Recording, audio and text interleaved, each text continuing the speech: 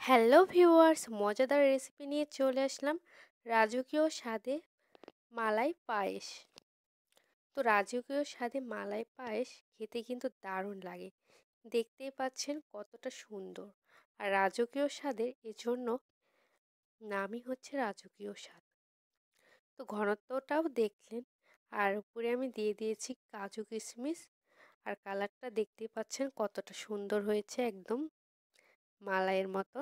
এজন্য এর নাম মালাই পায়েস। তো রাজকীয় স্বাদে এজন্যই এর নাম। অনেক কিছু উপকরণ এখানে লাগে, যেমন ধরুন নিয়ে নিয়েছি এখানে একদম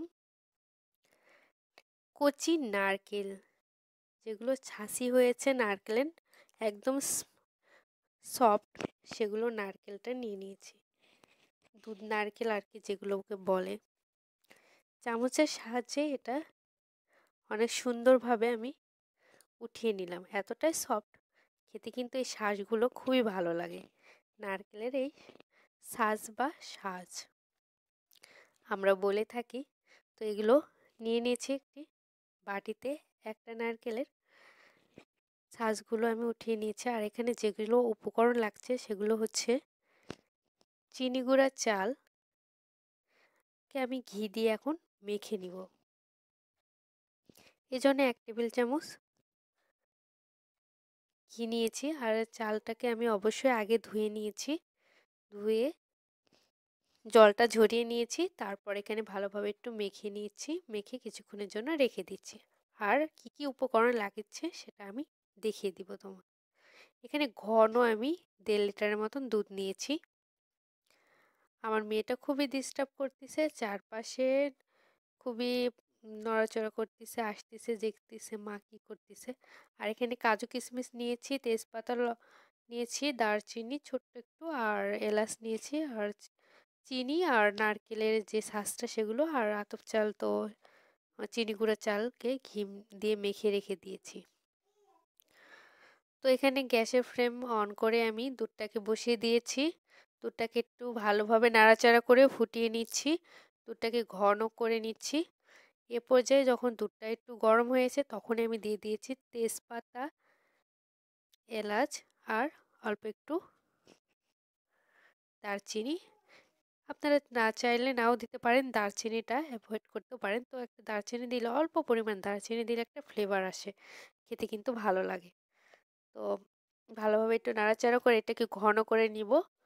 একদম ঘন করে নিব এটাকে। 1.5 লিটার দুধকে আমি 1 লিটারে পরিণত করে নিব। তারপর এখানে দিয়ে দিব সেই মেখে রাখা ঘি দিয়ে চিনি গুঁড়া চালটাকে আমি দিয়ে দিয়েছি।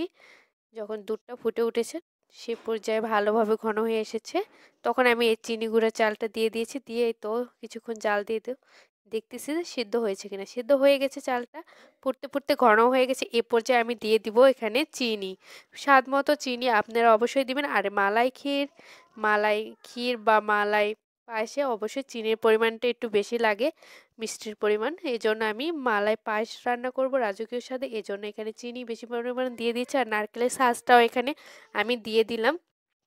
চিনি দেওয়ার পরে নাড়াচাড়া করার পরে আমি নারকেলের শাঁসটা দিয়ে দিলাম। দেওয়ার পরে আবারও নাড়াচাড়া করে নিচ্ছি, একটু ঘন করে জাল দিয়ে একদম এটা রেখে দিব কিছুক্ষণের জন্য। তারপর একটি পাত্রে আমি তেল দিলেও হবে, আমি ঘি দিয়েছি। আপনারা চাইলে সয়াবিন তেল দিতে পারেন, তবে ঘি দিলেই বেশি ভালো হয়। অবশ্যই ঘি দেওয়ার চেষ্টা করবেন।